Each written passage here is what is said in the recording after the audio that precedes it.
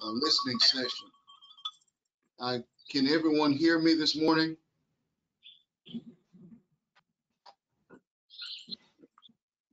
Not sure. Yes, I can hear you. Okay.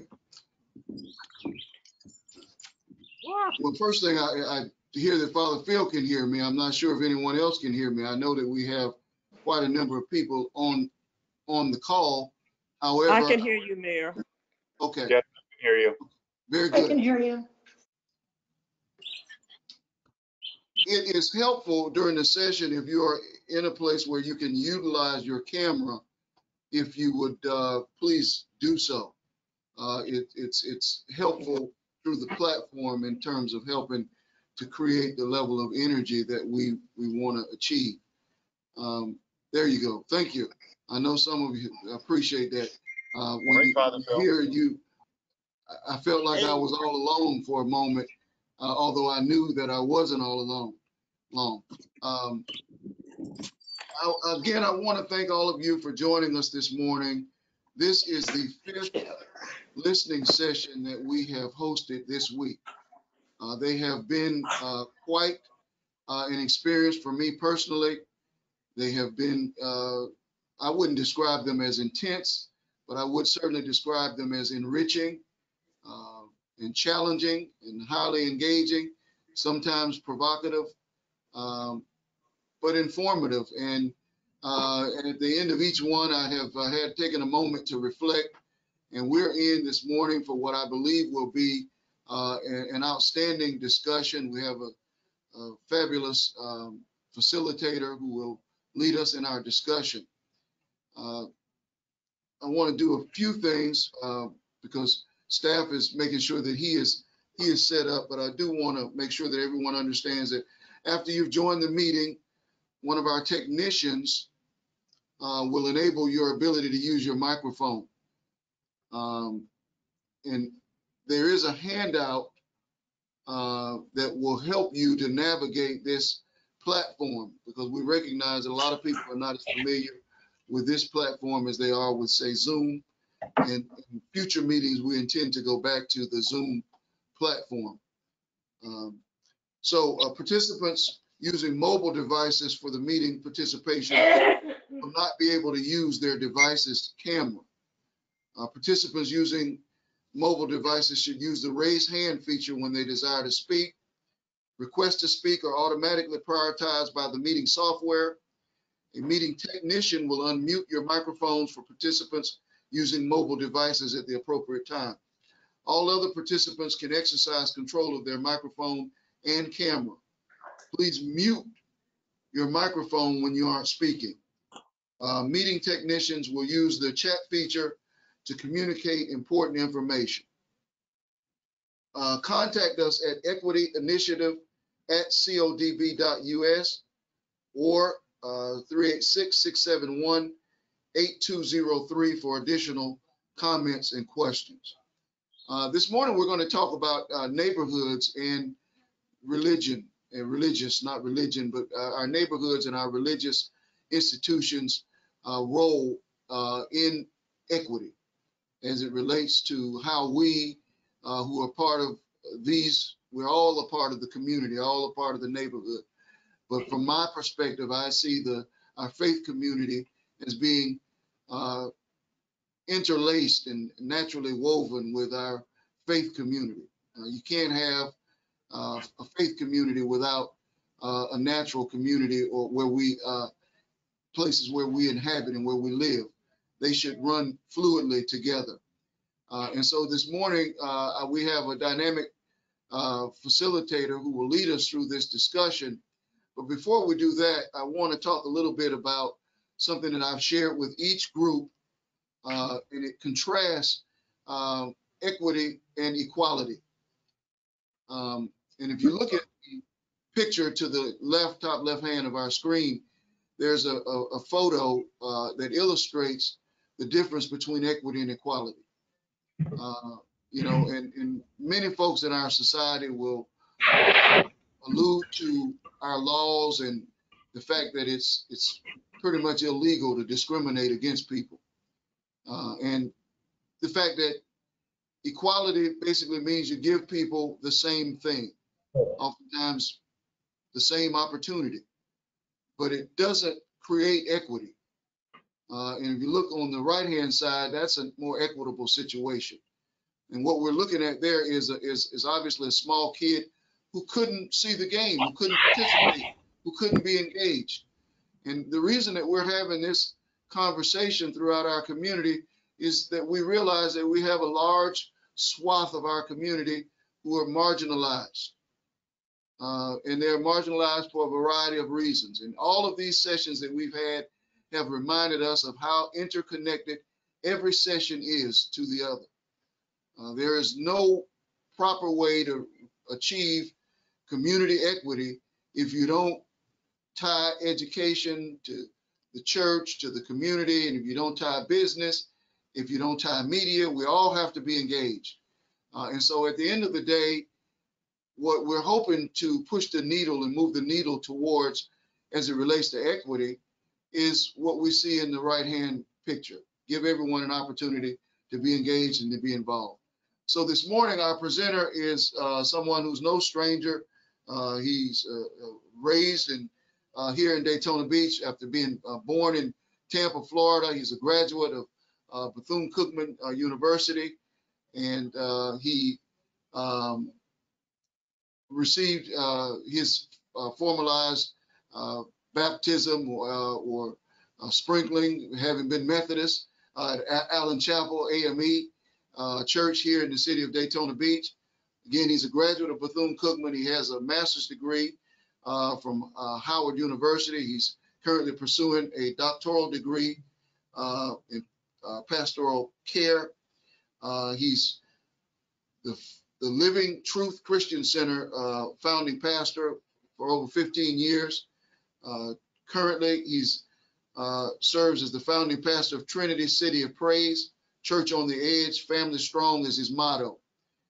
He is a dear friend of mine and a dynamic leader who has a way of understanding how systems work against us and how systems have helped to bring us to where we are. So this morning, please join me. I don't see him on screen yet, but he should be. Our facilitator is none other than Mr. Kennedy Jacobs. Kennedy, are you with us?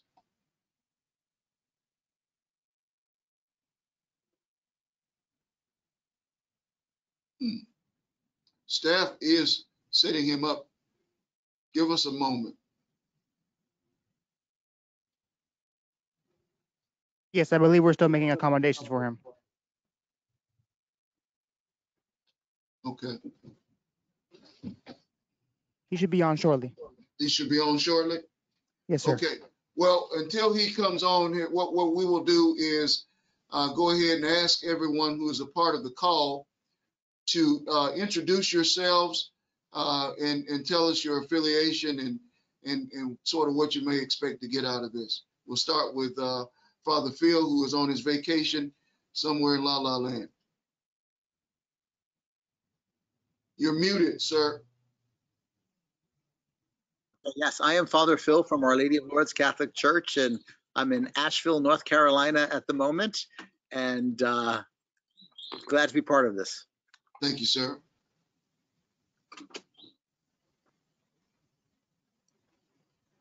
Mark?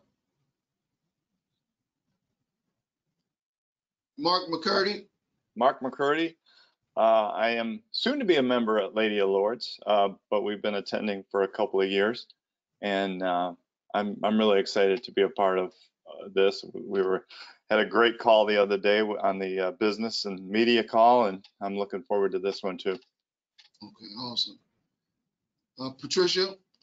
Good morning. I'm Patricia Boswell. I'm the administrator here in Volusia County at the Health Department. I've been here, I'm going on 4 years, and been with the Department of Health for almost 20. Was over in Pinellas for the first 16 years of my career here in Florida. I participated on Wednesday's education listening session, and it was a really great opportunity. Ethan Johnson, one of my colleagues here, he has participated on the health and the criminal justice. You know, public health is really about community, and it's really about place matters in terms of health outcomes. And so I'm really excited for this opportunity. And I was involved a little bit in the St. Petersburg equity project. So I'm excited to be part of Daytona. Thank you, Mayor. Oh, awesome. Awesome. Sarah. Good morning. My name is Sarah Trular. I am also a member of Our Lady of Lourdes and have also been sitting in on as many of these as I possibly can. And, you know, I just want to say thank you again, Mayor Henry, for this whole thing. All right. Ms. Strapp, you're muted. Okay, sorry about that.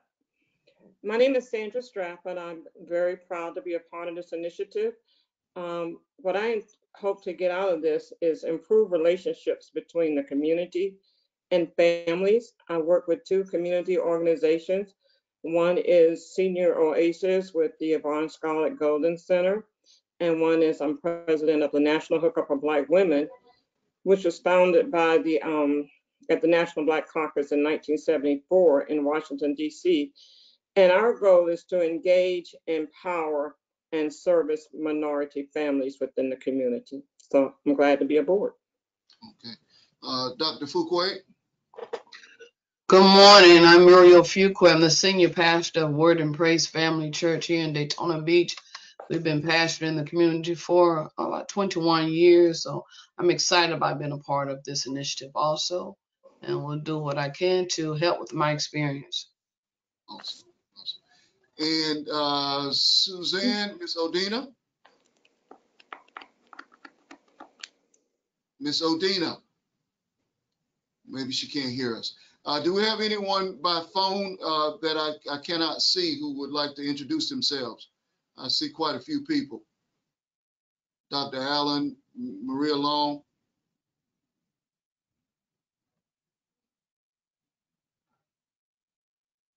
No. Okay. I'm going to bring our presenter. He's probably going to sit here because I don't know what's taking so long.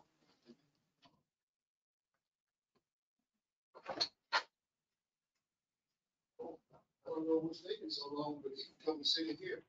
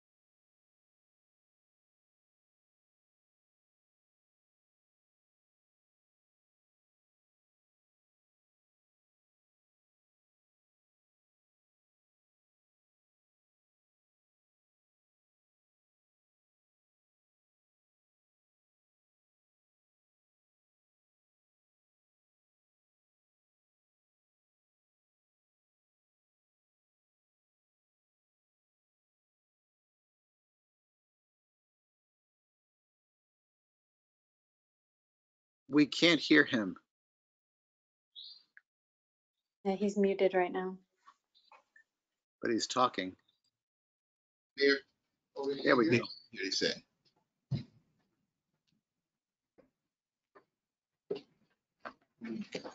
Now you're good. You're unmuted, sir. You can go ahead. Okay, can you hear Ask him now? Jacobs. Yes. Hello, can you hear me? Yes, sir. Yes, we hear you now. Thank you. I'm so sorry. They were trying to, IT was trying to work with us to try to get the other camera working, but it was not. So again, I want to first of all thank Mayor Henry for inviting me to be a part of this process, and also to kind of be a part of a learning experience as well. He's maybe shared a little bit about my background as well, and I see some familiar faces as well. So that's very good. I am a lone resident of Daytona Beach as well. I've been in the area about 53 years now. Had an opportunity to come up through the local churches here, as well as through grade schools. Graduated from Mainland High School. Also had an opportunity to attend Bethune-Cookman University and graduated from there with a Bachelor's of Arts degree in religion and philosophy. So some of the lifelong transitions in the city, I've had an opportunity to witness and also to try to be a part of a positive change. What Mayor has asked me to participate with is to be a part of what you all are part of, is that how do we find transformation and change within the context of what we're seeing now? That's a global context, that's a national context, where we're talking about racial unrest, we're talking about post-pandemic. How do we, as community, move forward from here? I want to first of all preface that I speak from the lens of working as an African-American pastor in a Black community. And that means that there's a lens and a focus that we, for some years, have dealt with as it relates to some injustices, some inequality, and those type of things.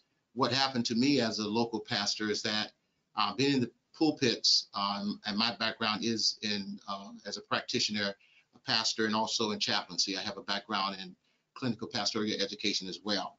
And so with ministering to people in the pulpits every day and learning, teaching spiritual context and people giving their lives to the Lord, what I discovered was what happens after church is over. And that means that how is the economic situation in those homes? How are children being developed? What is the community in which we're preaching in, the environment? How is that changing? And that's what drove me to kind of further my education, more importantly, to kind of engage with city involvement, to see what are we doing to change the environment. So today, I guess those of you colleagues and partners that are on this call today, I believe you have the same passion. And I think you have the same questions and comments of where do we go from here? What do we do?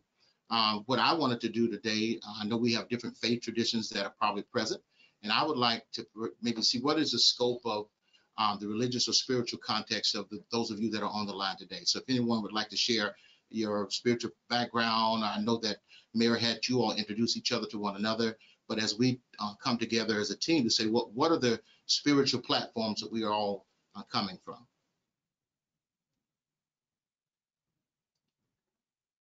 Does anybody would like to?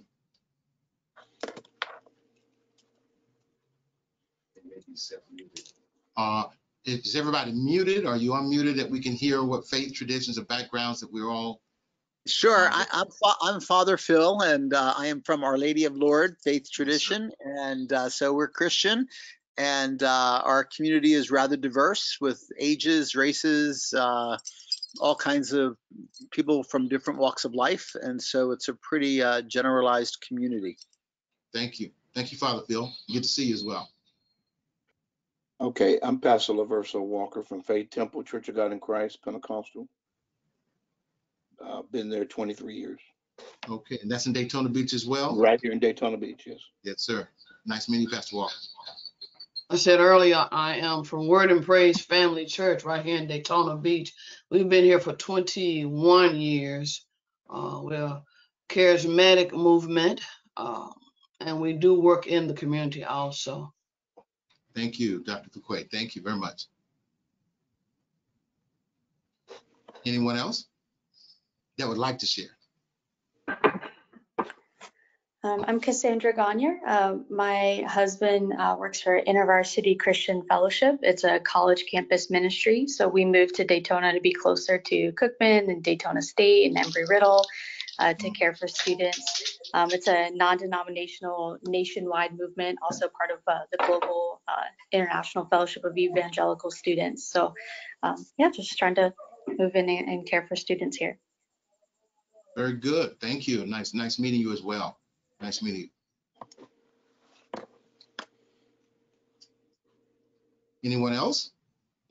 Yes, Dr. hello. Yes.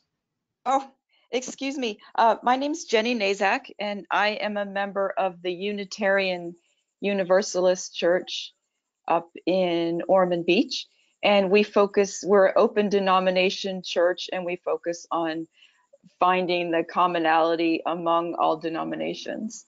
Very And good. personally, I've done a lot of exploration of Buddhism, Wicca, meditation practices, nonviolent communication, and I really think spirituality is really the key. Thank you all. Thank you. Thank you.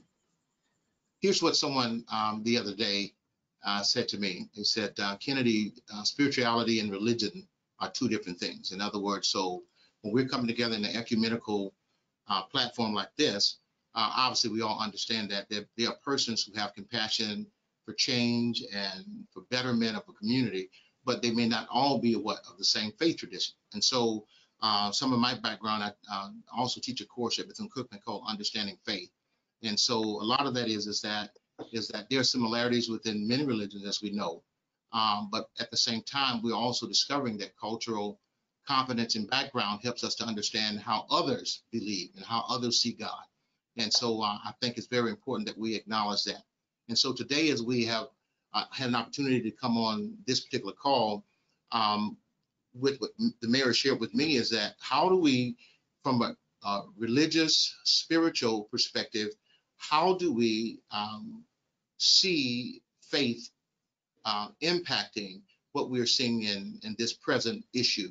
Some issues of what we call of this racial unrest, also what we see as this pandemic, that families, communities have been impacted in a great way and still not through it yet. But how does faith speak to that? And so I thought that a part of this initiative as it relates to religion and spirituality, what is faith saying to that? And what I would like to know and share with all of you, and you're sharing with us, is to say, we're trying to say, how does faith define and impact the community and help to bring about transformation? And so I would like to start with the first part of the issue. One of the things that we talked about, he says equity. And everybody, I was on the first call as well that the mayor had with the initiative talking about equity. And equity means that everyone having access, everyone having a voice, and everyone having power to speak truth. And so with that being said, as some of us who are clergy, some of us who are laypersons, some of us who are just simply interested in how does faith change our community, I think I want to start with that particular piece where we're asking the question, what is faith saying to equity as it relates to access, as it relates to marginalized communities, as it relates to, especially within Daytona Beach. I don't know how many of you are born here in Daytona, how many years you've been here or not, but Daytona has had some historical background of, I remember as a child not being able to cross the bridge. At certain times we're not given access at night to go over on the bridge because from our parents' perspective, it was not safe for us to do that, as a young person. And so that was something that we had to learn and to adapt. I was a part of the 60s and 70s where we were bused to Holly Hill Middle School at the time. And at the last day of school, they would riot the school. And we had to have escorts from the sheriff department to escort us back into Daytona Beach. And those kind of things as a young person, we suppressed, but yet when we became older and we began to get educated, what happened was that we had to try to process that and make sense of that. And so I think as we talk about equity, quality education, quality health, having access to the benefits of what it means to live in this particular area in which we live. So from a faith perspective, what does faith say to equity? Does God say anything about equity, about loving all people? What is our communication as a faith community? So I would like to have someone to lead us maybe in that discussion to say, okay, what does faith look like as it relates to equity? And do you believe that faith speaks to such thing as equity, access, that type of thing?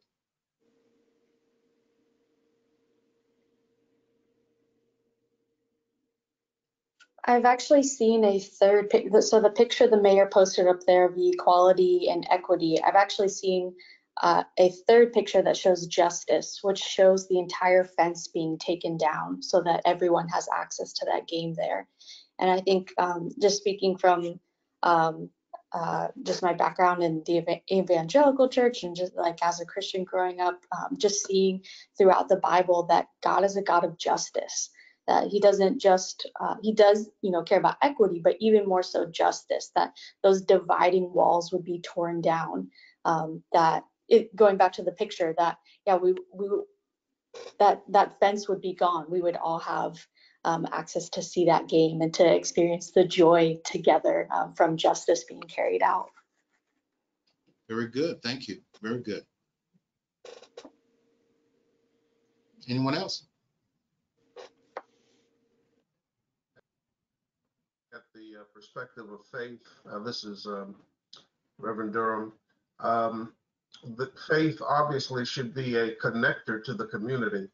All of us who are faith oriented on whatever day of the week it is that we're going to celebrate that faith, we're going in with an anticipation that we're going to be better at the end or as a result of the experience, whether we call it worship or whatever we may call it. The ultimate outcome for those of us, particularly who are pastors and faith leaders, is that the people leave different than they came in. Right. So faith allows us to understand that it is a shaping of the human experience. It's a shaping of the spirit of individuals and who we are as individuals to make us understand that we come in one way, but we leave a different way. And we leave differently because that faith experience allows us to open ourselves to receive others and embrace others who are part of the worship experience with us and who are like-minded. We're all trying in our faith effort to achieve something, and that is a better understanding of ourselves. If faith doesn't allow us to understand who we are, it's going to be different for us to understand who someone else is. So I think from the faith perspective, we are reaching out. We're sharing experiences. We're sharing our hopes, our aspirations, our goals, and what it is that we hope that the faith experience will bring to us to make us better, to make our families better, to make our communities better by holding hands and bridging, as Father Phil would say quite often, we build bridges. We're trying to connect with each other in ways that we understand more about our brothers and sisters that we may not interact with on a daily basis. And so I think from this perspective of faith, that ought to be part of the connectivity of this Mayor's Equity Initiative has to be, I think, the central theme around what we're doing as a faith community. We're connecting with one another. We're embracing one another. We're understanding more about each other in ways that we wouldn't do if we weren't seeking to better ourselves. If we retreated to our individual corners without the faith experience, we would never understand what our brothers or sisters are going through. But it's through this connectivity that I believe we're going to find a higher understanding of our relationship and our role as faith leaders and community leaders in Daytona Beach. I like one of the perspectives that you said about learning about one another, and that how could we know about others until we learn who we are ourselves. And before, the next person comes, I was in one of the marches and there was a young man marching next to me. He didn't look like me. He had red hair. He had a red mustache. He was Caucasian background, and he was marching next to me. And something said to me, Kennedy, you haven't even spoke to the person next to you. So I looked over at the young man and said, hi, how are you doing today? He said, I'm doing fine. So the young man asked me, he said, who are you here with? I said, I'm here with you. And he had this big smile on his face and he laughed.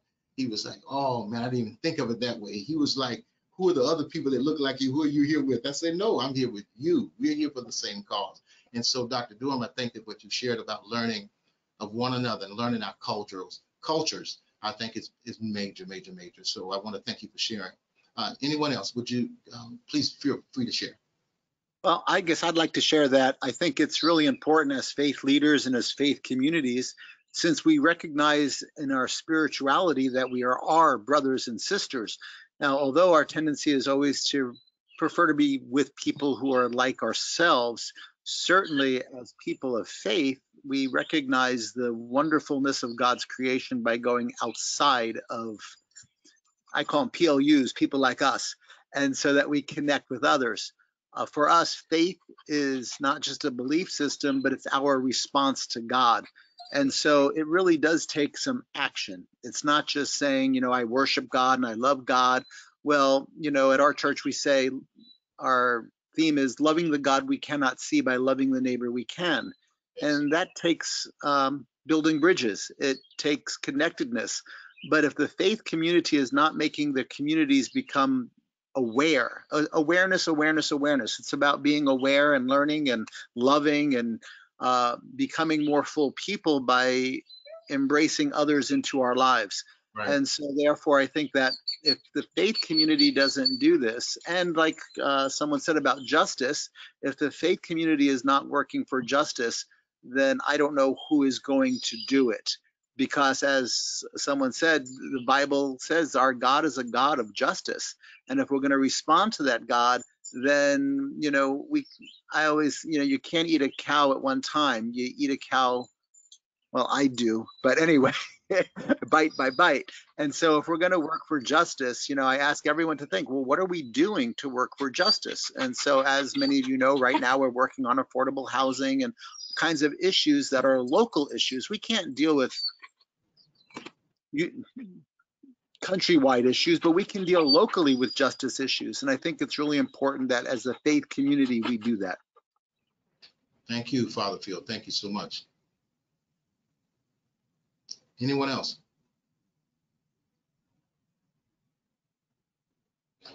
Here's one of the things that, while we asked about equity, and it's very important, I think that those have shared, talked about, first of all, how do we, first of all, relate to one another? Because I think if there's going to be any action, as Father Field said, first of it has to be relationship. One of the biggest things I've always thought is that the reason why oftentimes we don't take large steps forward because we don't know the people that we're stepping with. We don't know the persons that we are actually working with. And I think that relationship is a part of that. So what happens with relationship as it relates to what we're speaking of today? Equity, as we're speaking of cultural competence, how do we work with others that may not be like us but have the same compassions? We're humanity, first and foremost. We're all God's beloved. And so if we're God's beloved, there's some commonality that we all should have. I call it the golden rule, that if we were to love God with all of our mind, heart, soul, and strength, and then to love our neighbors as we love ourselves, that's the golden rule. That's the thing that I think we have a commonality where we can build upon. I want to talk about, for a moment, cultural competence, how it relates to spirituality to me, and where some of the work that for the last 15 to 20 years that I've done with cross-cultural, and some of the pastors on here are aware of that we worked on with the cross-cultural understanding of one another. In other words, that it's hard for us to work together if we don't understand our perspective, what lens that we look through. I never forget that in seminary, they was talking to us about Black theology. It was, of course, Black theology. And at first, I didn't believe in Black theology. What in the world is Black theology? I said, Jesus loves everybody. So what do you mean Black theology? And once I got to school and the professors began to share, he said, Kennedy, your Jesus looks different through the lens in which you are viewing Jesus. I said, what does that mean? In other words, he said, your experience, Kennedy, is different. So that means that from a cultural perspective, from what my mother, father, my grandparents, how they viewed faith and how God fit into their lived experience is that he was a God of struggle. He was a God of victory through struggle. And so from the perspective of an African-American, he looks a total different shape and view to me. Not that he's a different God, but he meant different things in the context in which I was raised.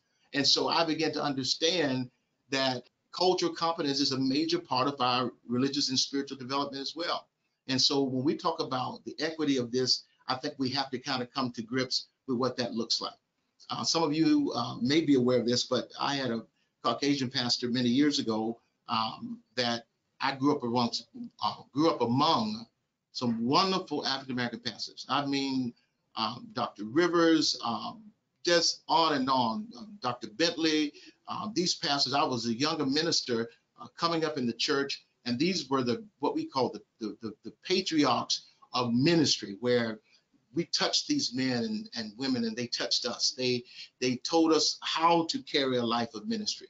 So as I think about access and equity, I was shaped in a certain way by the local pastors and the pastors that had the lived experience before I could come up and even bring a voice to what was taking place, because they were the trailblazers. They were the ones who understood how faith affected and impacted the community in which I live.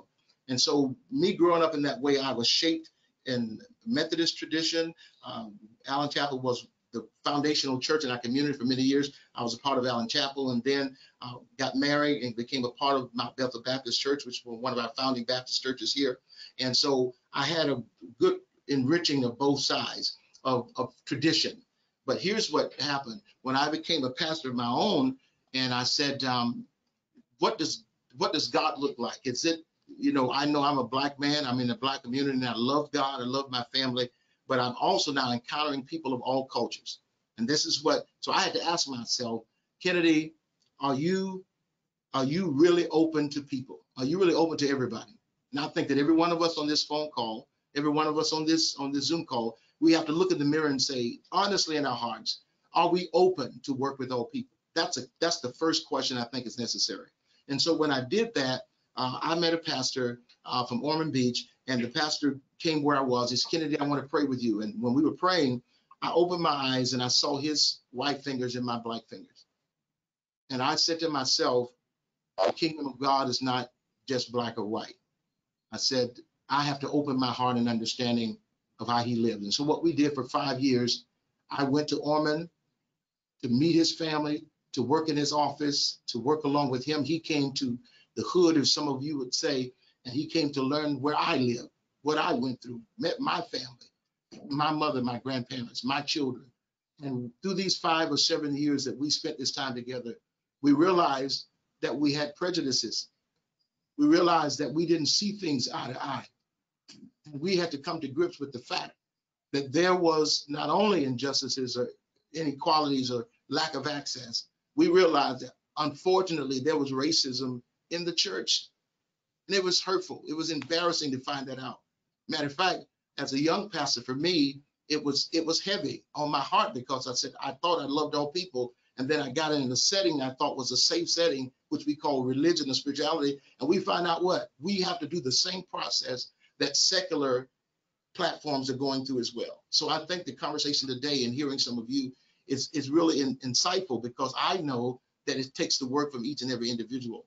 So, as we talk about the things that you mentioned today about working together, about finding the justice, and that word justice is a large word, as you know. Many people are seeing justice in many forms, and that word justice is just not a cut and dry explanation. But for some, it looks one way, and for others, it looks another way. So I think today that we're trying to find out from perhaps clergy, spiritual leaders today, how is faith and spirituality going to affect this initiative, the initiative of equity? And I think it starts with the cultural piece to understand, first of all, even in religion, we have to be honest, we have to be transparent and saying, are we at a place or in a place that we can actually do the action by actually opening up this dialogue and opportunity to work together? And I think that's where, and many of you on this, I don't have to preach to the choir. Many of you have been doing it for many, many, many years. And I'm saying in the 25 or 27 years of pastoring, and I'm saying to you that the work is hard. It really is, because of the fact that when we think that we've accomplished it, guess what happens? Seems like we take another step backwards. But I think that what happens is that having 2 or 3 that will agree is very important. I want to do something very quickly. I know that our time is, but I want you all to share. But first of all, I wanted to look at what are the positives about the spiritual community. What are not only the positives, what do we have as value tools? What do we actually have to be an asset to not only to the city of Daytona Beach, but to every congregant, every resident that we have? What does the church offer?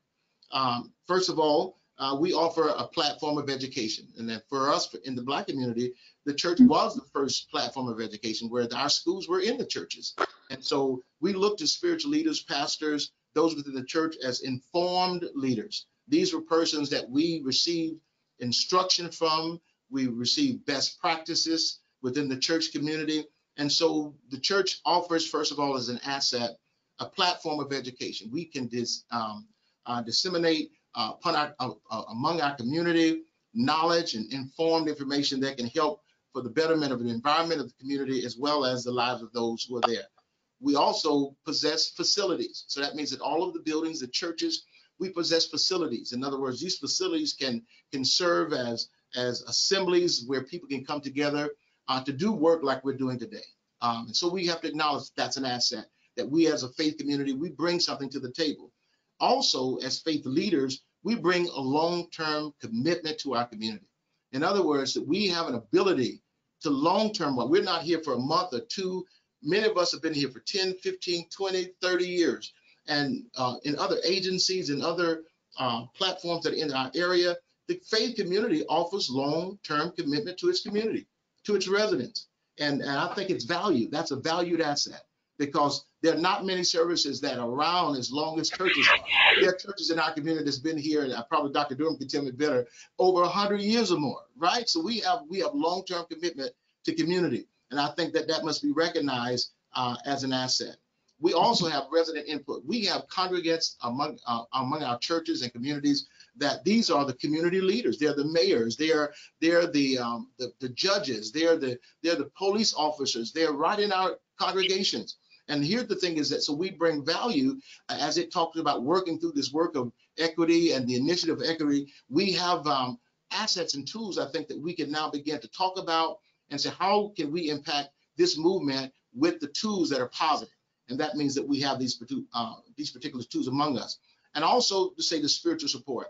I was in a conversation the other week and someone said they just despised the faith kind of thing. They despise organized religion. And so I allowed them to offer their comments. I offered them to own their belief, and that was fine. But what I tried to offer was, too, in my personal belief, is that spiritual development, religion is a part of the human development. Within the Catholic Church, Father Field, I don't know if you can lean to this, but in the chaplaincy pathway, the Catholic tradition has acknowledged that faith and religion is a part of complete healing. So that means that they don't even believe in a holistic healing without you acknowledging your faith, acknowledging what you believe, why you believe what you believe. And so I think that we can play a very major role in what we call this transformation and season that we're in as a people and as a community. I think that offering how we develop individuals, how we develop families, can set a new paradigm. And I hate to say this, but we've got to re-educate ourselves. We have to reinvent ourselves. You know, we all were trained, taught what our parents taught us. We came from certain lived experiences that now we have to have the conversation. Is that perhaps the best experience for today? We have to ask the question. And I'm saying to people that is really quite interesting. And then lastly, as an asset and tool is volunteers.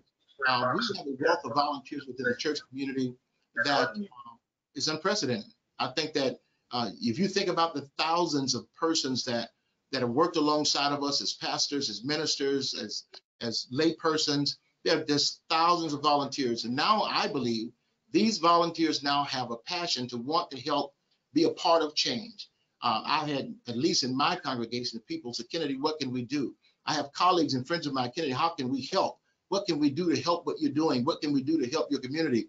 Here's what one pastor asked me a week ago. He said, Kennedy, what do your people think about me? So I asked him, I said, what do you mean? He said, what do your people think about me? I said, my people don't know you. I said, it's just like we have to know each other.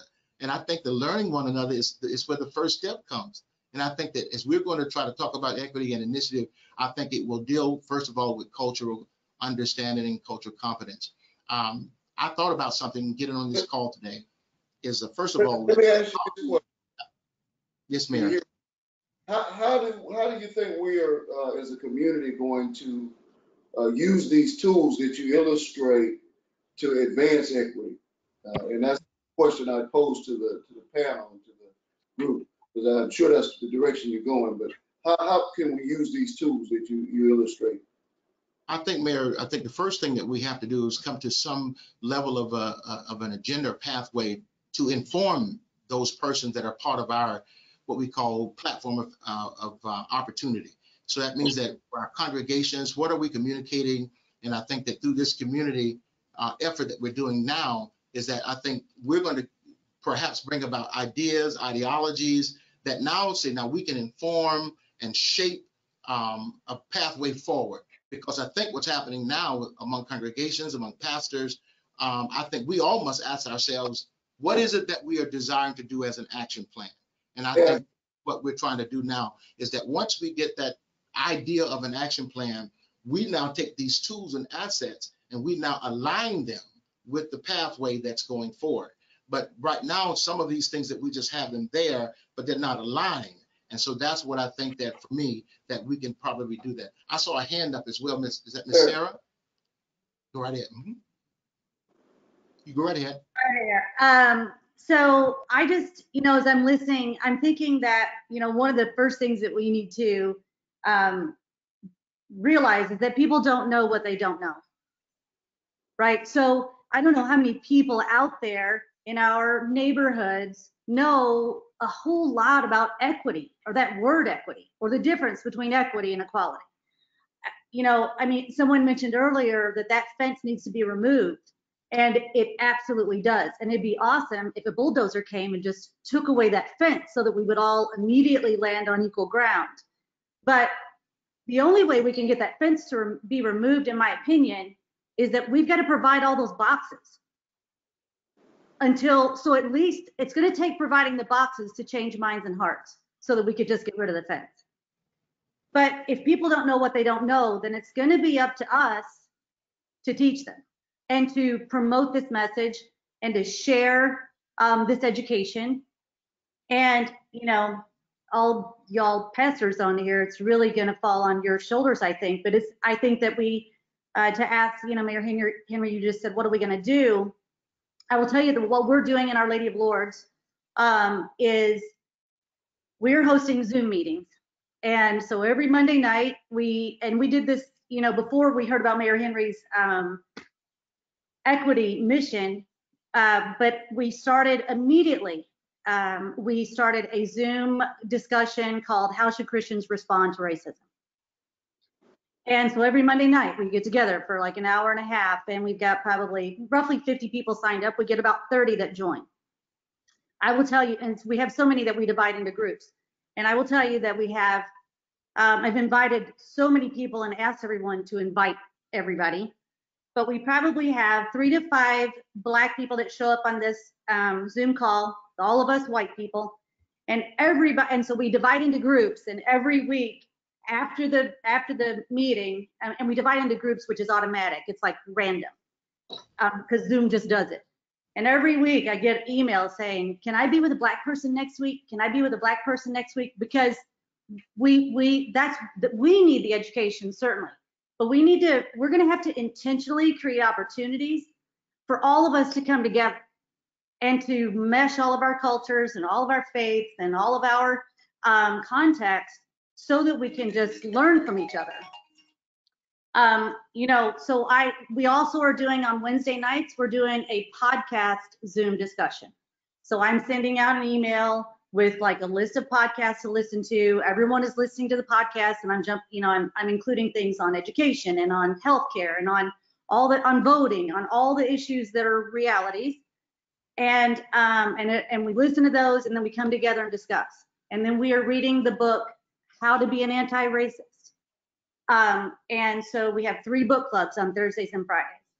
And those are Zoom discussions. So I would just encourage you, I'm just saying, Mayor Henry, that's what we're trying to do to address this as a neighborhood, as a church, as a community, to try to come together, certainly in this time of the pandemic. But we're gonna have to create those, I think. Y'all are gonna have to create those intentionally to bring all of us together. Otherwise, we're just gonna keep doing what we've always done. Well, Sarah, okay, Dr. Fuquay, I saw your hand up. I agree with Sarah, but another place I'm going to throw this in and let us think in this direction also as it relates to equality and the faith group. Another area that we need to look at is that with gender when it comes to faith group.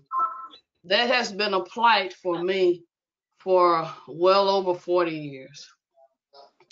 When the faith group understands that it's just not a male place. Right. I represent the women in the faith group. And that's a vital role because women play a major role and we have to change our way of thinking. We have to be diverse because there has been a lack of equality with women in the faith group. You don't see a lot of women coming forth because, for lack of a better word, there have been a lot of, and please don't take this wrong, a lot of boys clubs who have shunned women in faith, women of faith. So I have always been the type that I know who I am and I just do what I do regardless. But when we're open-minded with women being a part of the faith group, then you will have what I call a closure of the breach. Because I'm confident with my years of experience with ministry, women, not just in faith, but we're talking about faith, the faith group today, that we are a repairer of the breach. We can bring things together, but the men have to be open-minded concerning this. So that's something that we need to discuss, especially if we're going to begin to come together with one another. We can't have this, as Pastor Kennedy said, we can't help the community until we as pastors unite in our thinking. We're different. So it's not just a black-white thing. It's black, white, Asian, male, female, and etc. So all of us have to come together that we're different, yeah. But we're trying to accomplish the same goals. We're trying to bring the community together. We're trying to show love to one another. And that's difficult when we put a tag on one another. So it's just not this black-white tag. I've seen some discrimination within the church when it comes to women. And I do understand that there are other areas that you can attack and talk about concerning that, but I'm talking about women who are mature in their thinking, women who are grounded in what they're doing and know who they are, not the women who are trying to bash. I'm talking women who are trying to make a change. So I'm hoping rather, that we will be discussing this also in this equity, in this part of showing equality to all. I love that, Dr. Fuquay. Mary, you're going to say something? Yeah, I was just going to say I deliberately chose the word equity because, as Sarah has said and everyone else has said, and I've seen the pictures of moving the fence as well, but I just believe that equity carries, it's for all. And we have many people in many demographics who experience inequity in our society. And the overall objective should not be a racial objective. It should be an agenda that brings about equity for one and all in every situation that we can. And so I appreciate everything and all of the balance that it brings to this experience. And that's why it's important that we all come in and we all engage and share our voice. Because the one thing that, and I'll leave with this, I don't want to be too long, that I think is most important for us, as Sarah was saying, we have to be our authentic selves to one another so that we can experience one another, and that's how we grow. We learn from one another, but if we keep our mask on, we don't grow.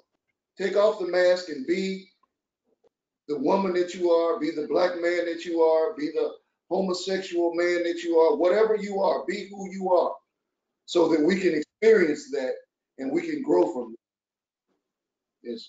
I think he might be buffering. Oh. I wanted to comment on Dr. Fuquay as well as Sarah.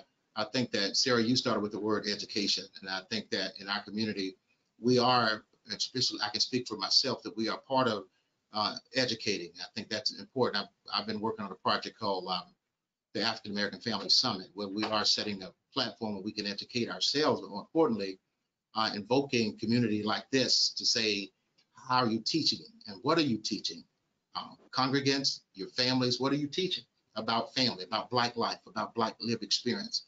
Also, Dr. Fuquay said, Kennedy, this is not about Black and white. This is about equality in the whole sense of the word. When we talk about diversity, because that's the word that comes up from what we got to be diverse in many ways to start this dialogue. Here's what my experience with about equity. Every one of us at some point or another have been told that we've been given equity, but not have really experienced equity. When we used to do ecumenical services, Father Field may be aware of this, and others, Father Field, I saw he had allowed one of the, I think it was doing Black History Month or something, we did a musical at there was a musical at your church, I think, from the community. Everybody came together. I remember that, which was a great experience. I used to tell some of the ecumenical services I was a part of, I said, you guys, we're doing an equity service. I said, but if I put a Hammond organ in there and put a choir up there, one of the pastors said, my people, Kennedy, they're afraid of Hammond organs. They're afraid when you guys start shouting or making noise, right? So I said to him, I said, well, I don't get nervous when you guys are doing praise and worship or what are you doing? And so he was saying, Kennedy, what do you mean? I said, well, equity means that I'm willing to expose myself to your lived experience and environment. And equity means that you are willing to expose yourself to my lived experience and environment. And we began to have that true dialogue. You say, everybody come together. But there's nothing that our culture can relate to. There's nothing we can resonate with. So I try to offer that as there's nothing wrong what we were doing. But if we say equity, we have to live out equity. We just can't speak about it. We just can't articulate it. I think it has to be lived out. So with the comments that you all talked about, what does equity look like and how can we actually live this out? I do believe it starts with this platform of honesty, right? That honesty. One of the things, Sarah, you were talking, I wanted to share this, is that one of the, and I've been talking to people that you all probably have been having all type of people calling and colleagues. A person called me and he said, Kennedy, I wish that as we start this steps forward, that Caucasian people, white people will set a platform that they don't come in to teach us, but they will allow us to teach them about what we've been going through. And I listened to the person, I said, what did you say? He said, Kennedy, oftentimes they're teaching us and don't allow us to do what? Share our lived experience. And that was, and I had to honestly say, sometimes that is truthful, that we're in a situation where when we talk about Blackness, or we talk about history, if we talk about the realities of those past things, it's sometimes where people are saying they're encouraging you to just move on from that. But what Black community is saying, it's a part of our lived experience. We're going to move forward, but what happens is it is what has developed into the individuals that we are, because those are lived experience for our mothers, for our fathers, matter of fact, for our children. And so I told people, I said, and I hate to share this, but I may have shared this with the mayor, I'm gonna share this with you guys. When you say, well, how do we start the dialogue? I had a loving neighbor on the National Day of Prayer last year. They had asked me to come and speak about love. Kennedy, come and speak about love. And so on my way to the National Day of Prayer, one of my neighbors came outside and he was on his cell phone. He said, my son had brought my dog out without a leash. So my son brought the dog in the house. And I went outside, I asked the neighbor, I said, what can I help you? I'm the homeowner. And he cursed me out as he cursed my son out. But he got on his cell phone and he called the police department and said that 2 Black men were beating him up, that we were jumping on him. And so I am standing in front of him and I said, put the officer on the speaker. The gentleman wouldn't do that. And so in 5 minutes, there were 2 officers in my driveway. And it hurt me severely because I said, I didn't move here to start trouble with anybody. I didn't move here. I said, and this young man just called the police department and shared that I jumped on him. And the officer asked me, what am I doing here? I said, I live here. And I asked the officer, you never went and asked that gentleman one question. So when we start having the dialogue like this, what we're saying is that we all have to realize we're dealing with this big elephant in the room, right? Though we have the woman, the misogynistic society in which we acknowledge, but we are in a situation where I think the real honesty and dialogue has to take place, and it's not in anger, it's not in opposition. It is in the fact of understanding. That's why I like the word you use, Sarah, education. And Dr. Fuquay, you know, for the years of ministry that we all have had different exposure, different experiences. we have to acknowledge that society at times does raise up a male voice more so than it does women voices. So those are diverse issues, diverse conversations that I think is a part of this conversation. You cannot have the conversation without it. I don't think you can. So I hear someone. Was that someone trying to share? So what we want to try to do with this equity piece, how do we acknowledge our first steps? And so I think the first thing is to say, to move forward with diverse groups, diverse belief systems, I think we have to find what we call a common core value. And I want to give maybe a few minutes for those of you here to say, what do you believe is a common core value where we can set the foundation upon? Because for any ability to work together, to go forward, there has to be a common core value. So what is that common core value you think that we can begin to establish as a foundation?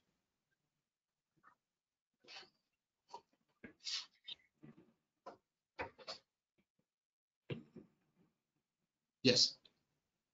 Well, I think that clearly everybody on this, I've been on several of these now, and I'm kind of a firm believer that the people that show up for stuff like this are leaders, because that's who shows up. And I would say that probably one of our common core values across this attendance today is that we are all leaders or willing to lead. So I think that's an important reality that we need to embrace and put to work. And then just going back to that education piece, I think that it's going to be up to us to help educate our communities on how to get involved with this, complicated issue that seems overwhelming. Yes. I think the fact that we're here in this category, in all the categories, because obviously we had, business and media. I was in that meeting with Brown and Brown, and with, and with all the hospitals, and with, so I've been with, I guess I'm not a huge fan of the word power, but obviously there's been a lot of power going on this week, or a lot of people with power to make change in these meetings all week long. So I hope that we embrace as church and as community how much power, loving power we have to go out and make a difference, and to collaborate with all of these other focus groups to actually bring that back and make change in our community. But we have a ton of power to actually bring a lot of voices to this reality and to this issue. One common core value would be willing leaders. I'm going to take that from you, Sarah. Is that correct? Okay, willing. So I'll take that. Someone else. What's another common core value that we can lead with? Yes, ma'am. Is that Patricia? Concern for others. Concern for others. Caring and concern. Caring and concern for others. So that's a second common core value. And I believe that's true. I definitely believe that's true. Thank you, Patricia. Someone else? Compassion. Oh. Yes, sir, Mayor Henry. Compassion. And that's definitely a big one. In order to do this type of work, the compassion is definitely necessary. Say relationship. Say building developing relationships. Yes. Yes, sir. Thank you, Mr. King. Pastor King. Accepting differences. Very good. Accepted differences. So diversity, development of diversity, but accepted differences. I love that. Yes, Dr. Durham. Oh, you're muted. Can we unmute Dr. Durham? Thank you. A desire to bring about change. Desire to bring about change, transformation. I think that's definitely a common core value of all of us. Thank you, Dr. Durham. Thank you. Another, is there another?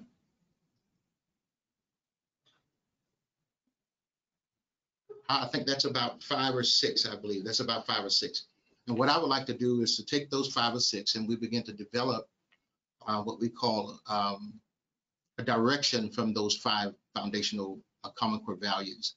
Because what we're finding out, as Dr. McQuay shared, though there are diverse issues among us all, the common core values direct us. In other words, so it won't be our denominational beliefs or persuasions. It will not be our necessary cultural existent ethnicity. It won't be about that. It's about, we've come together for this common core value, is that we're trying to transform, in some cases, ideologies, transform the lived environment in which we live. And more importantly, we're transforming lives, people, humanity. And I think that's what's going to bring about the actual physical change and transformation that I think our desire is. I do like to acknowledge this. I was very intimidated by the fact that Mayor Hearing asked me to participate with this, but understanding how ecumenical platforms and groups and being in enough of these meetings, we know how this works, because easily we can get on a denominational issue that divides us or separates us from collaborating.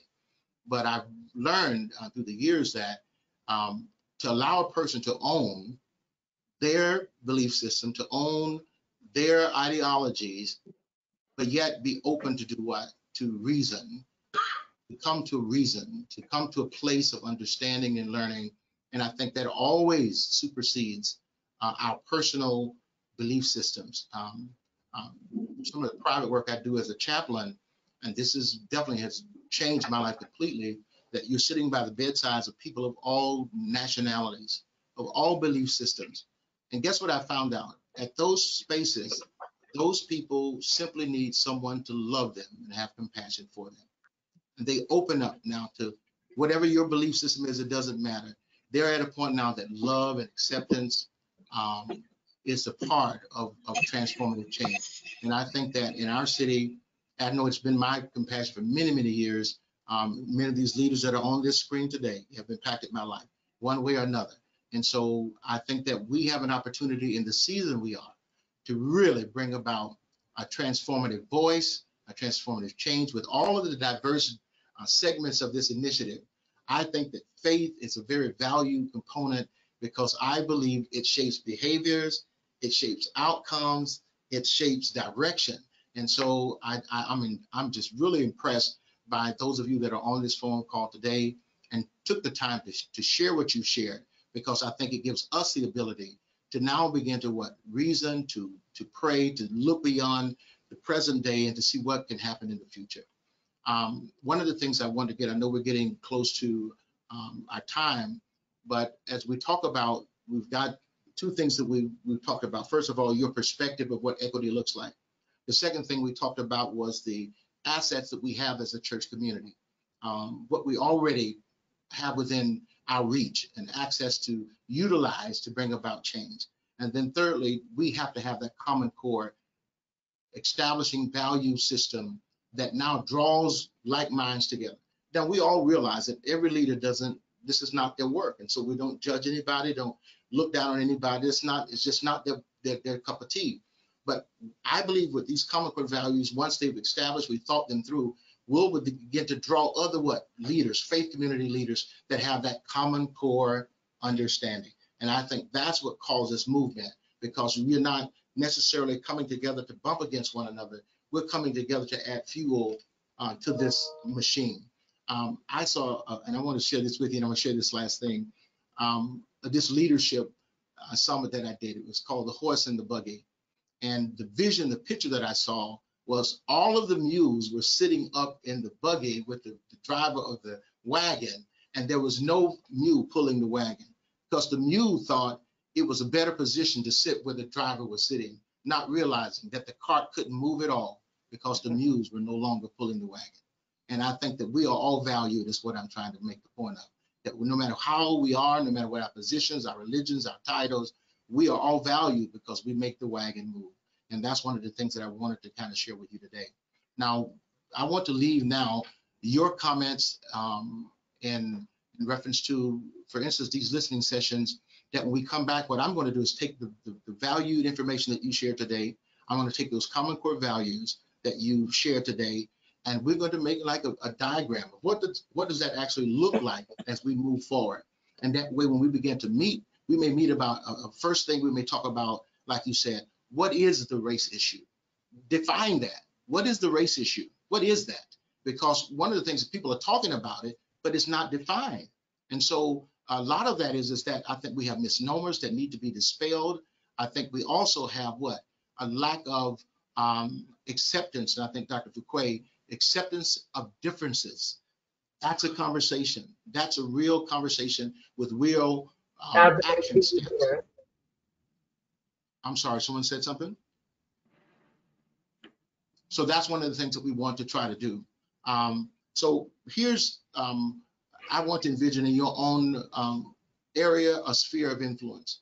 Here's what I would like to do as an exercise. Those of you, no matter what your sphere of influence or sphere of influence, in the next week or two, among your congregations, among your small groups or whatever it is that you lead, begin to galvanize or get information about what are their views about the need for change. And what happens is we begin to compile from real people, real community, real residents, which in the faith community that we have an ability to help lead, and to get information. What are their feelings about what's needing to be changed? And begin to compile that so we can get a consensus of what does it look like, not just from what our voices are speaking, because here's what kind of, for me as a pastor, bothers me sometimes, that when we get up to speak, it is assumed that we are speaking for everyone we lead. And I don't think that's a fair assessment. I don't speak for everybody that sits in my congregation. I really don't even know their whole total belief system. I'm learning that as I go as a pastor. But when we speak, it's assumed we're speaking for the entire congregation. Even as a Black leader, if a Black leader gets up to speak, it's assumed he's speaking for all Black people. And I think that's not fair. I say what we have to understand is that that's why I want to kind of utilize this exercise for this group, is to say, let's compile from our groups of influence and ask them, what do they believe the necessity of change? What is the urgency of change? And throw that word equity on them as well.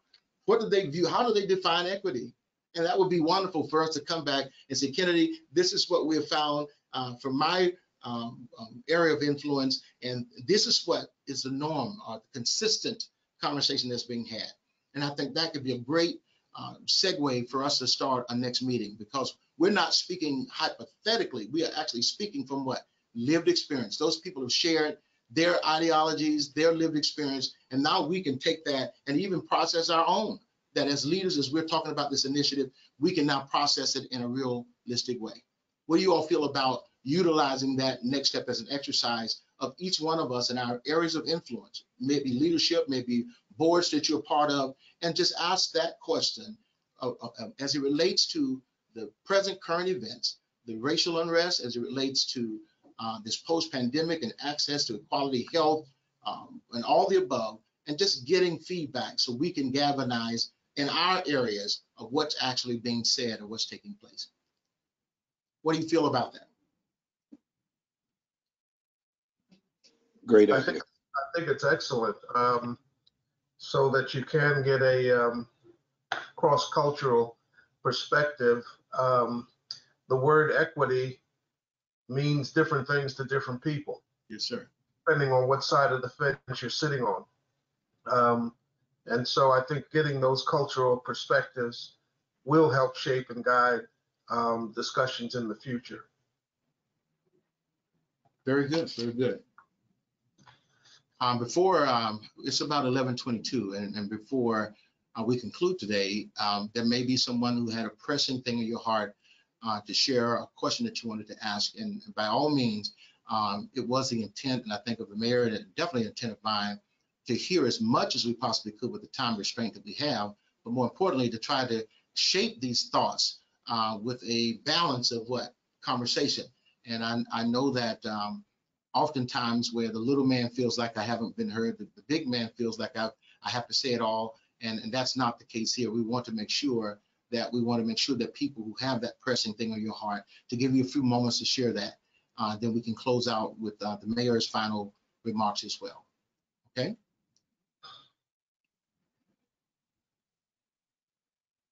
Go right ahead, Mr. Mark. How are you doing? Good. Sorry, a couple of thoughts.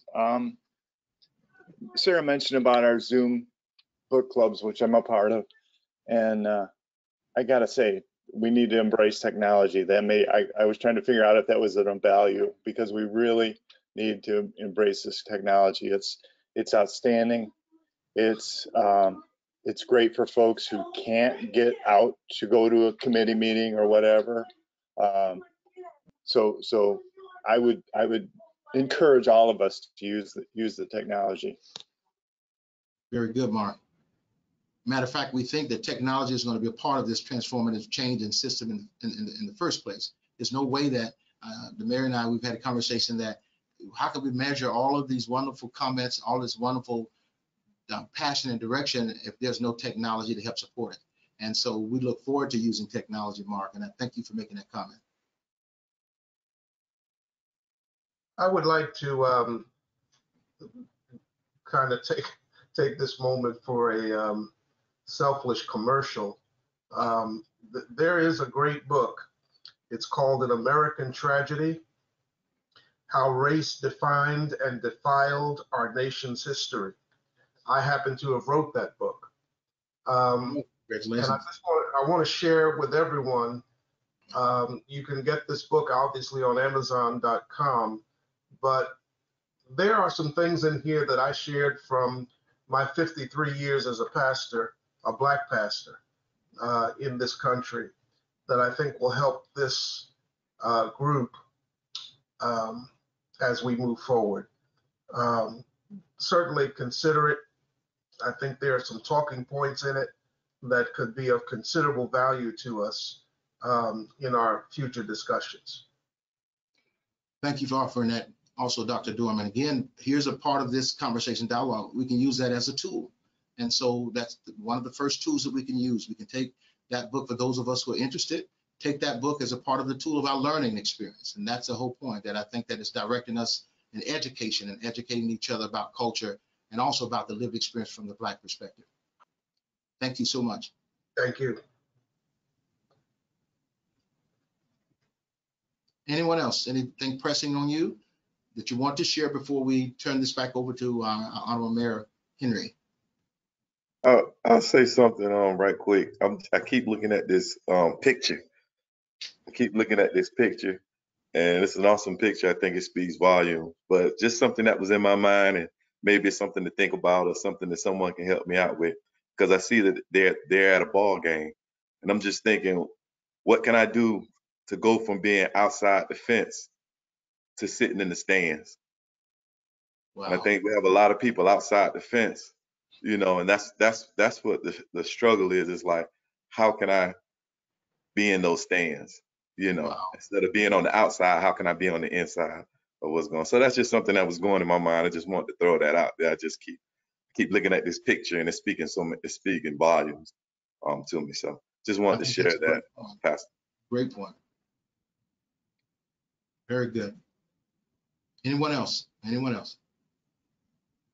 I think that goes to my point about equity is different. Yeah. On the fence you're on. So yeah. That Pastor King was right on point with that. Yes. Yes. No the article that came from, that image came from, there's a quote by Paula Dressel with Race Matters Institute, and she says, the route to achieving equity will not be accomplished through treating everyone equally. It will be achieved by treating everyone justly according to their circumstances. Excellent. Very good. And I know that I'm like everyone else. I'm trying to find out how do we not just feel like we're on the same side, but how do we actually live that out? So if there's no other pressing comments from those of you that are participating, I want to thank you all for allowing me to be a part of this discussion. I look forward to further communication and, more importantly, to seeing things change. I think that's the only reason we take the time out today, is because the people who I'm looking at here on the screens, those who are by phone, that's the honest heart that we want to see things change. We want to see the transformation actually take place. And so, again, I want to thank you for the opportunity. And without any further ado, I want to turn it back over to Honorable Mayor Henry. Thank you. You running off? That you can go back and another room. Listen, I said it gives feedback if you're in here. playing a bit of musical chairs this morning. And thank you all for your patience with us, and we apologize for the technical difficulty that we had as it related to our start. But I really sincerely appreciate each of you being a part of this discussion. Did have a few items that I wanted to address because this is our religious and community or neighborhood section. And some people thought, well, what role do they have to play as it relates to equity? We who are people of faith recognize the influence that faith has in the community and realize that if equity is going to be serious in our churches and in our synagogues, then it's serious in our community because they drive people's thinking and people's actions. And most importantly, they help to hold us accountable. You know, it's one thing for us to say that we believe this or that we believe that, but it is the church and the synagogue and our worship experiences that confronts us. And in my experience, you know, I always want to have an encounter with the centering point of my faith. You know, when I attend worship service or when I'm reading something, I always want to say, how does this draw me back to my central understanding of my faith? And so this morning we had some good things to come out. I wanted to ask you all before we left, because we do have a few minutes, we mentioned some values, and you all realize that we have 4 other sections that are talking, having listening section: education, health and social services, criminal justice, and I'm forgetting one, business and media. And so I wanted to ask you all, how do the values that we expressed this morning intersect with those other groups? Because I think that's important that we understand that most of our community develop and have our values nurtured from the church, from our spiritual community. But sometimes those values that we mentioned this morning don't always run congruent, or they're not always in sync with these other institutions. So what problems might you see with the values that we expressed this morning as they interface with those groups that I mentioned from you all's perspective? Anyone want to take a stab at that for us?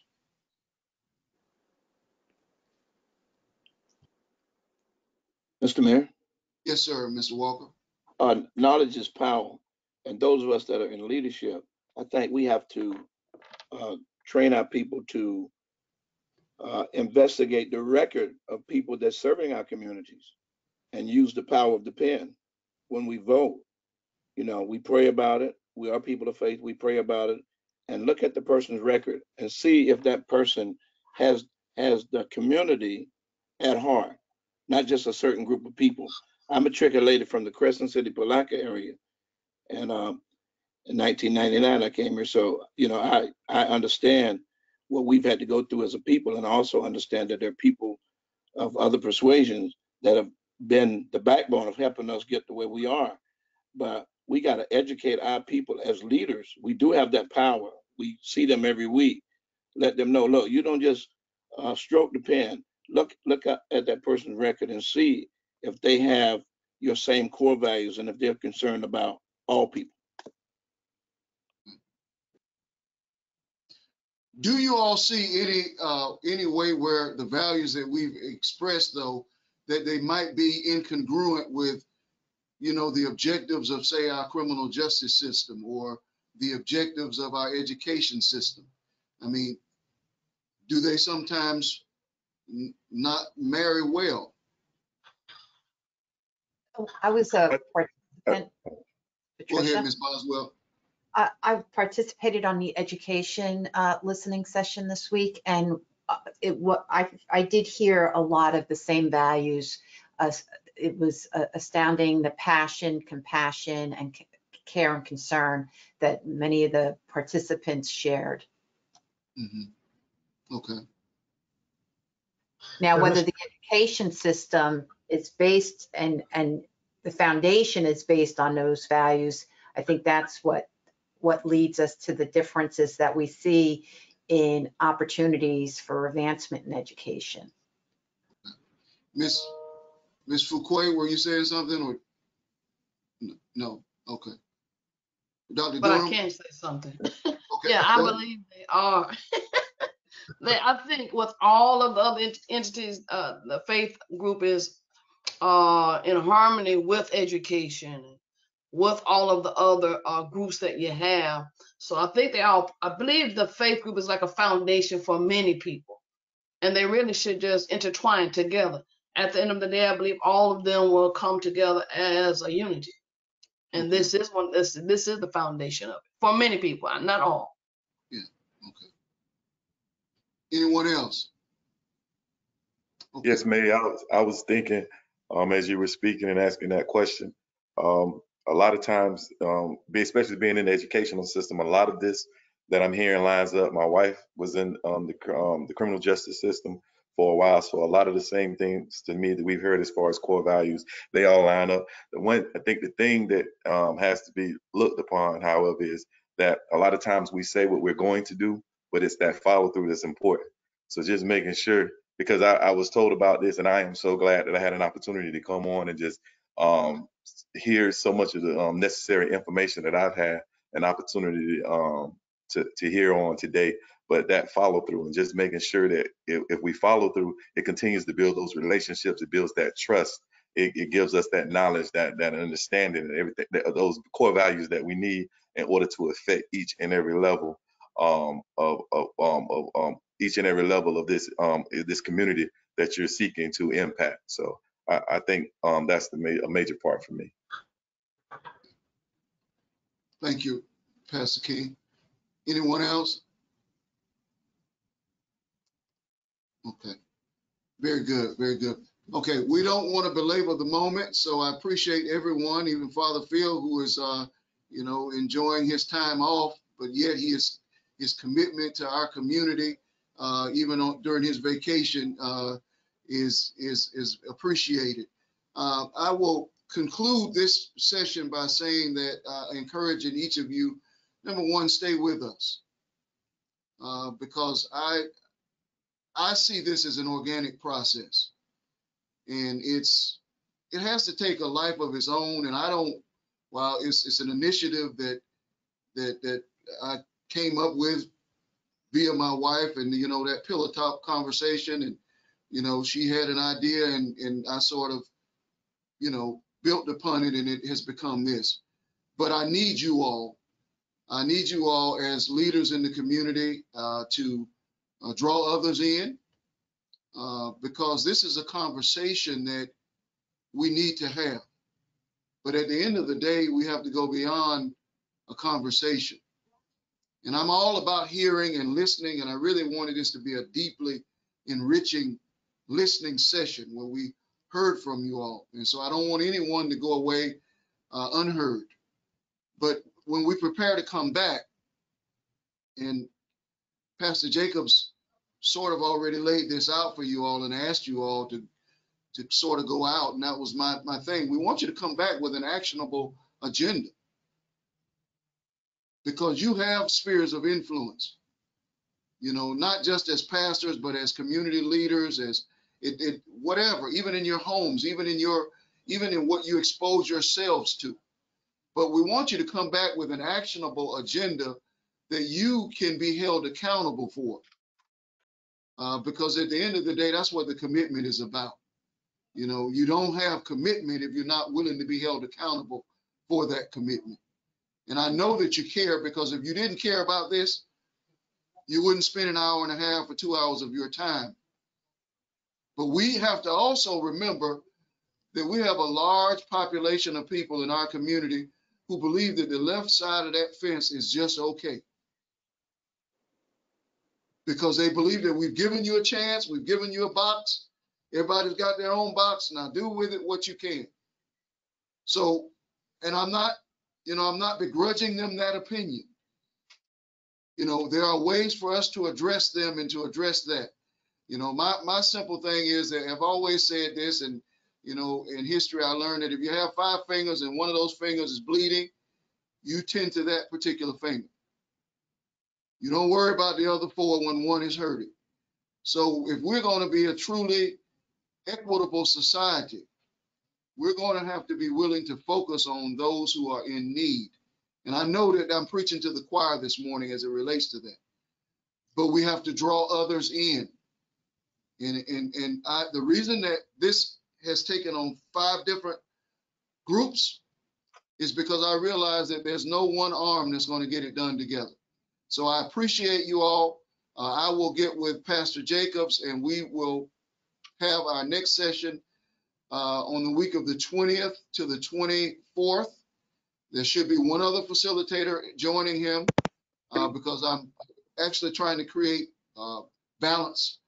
That's something that came to me, sort of after the fact, and I wasn't able to secure a second facilitator, but I'd like to have balance in these presentations. We want to reflect what we want to achieve, in the sessions, reflect what we want to achieve. We want to be diverse. We want to be equitable. We want to reflect that. But most importantly, I want to say thank you to each of you.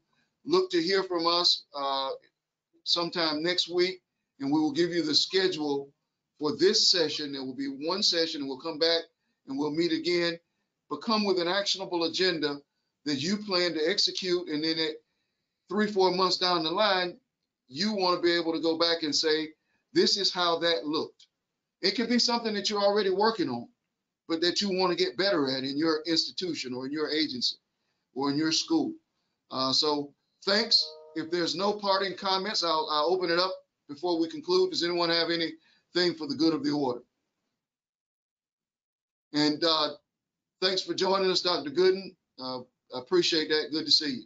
All right. We'll hear from you all. We'll say have a great day and a great weekend. Remain safe and continue to lead and drive our community forward. God bless everybody. Thank you, Mayor.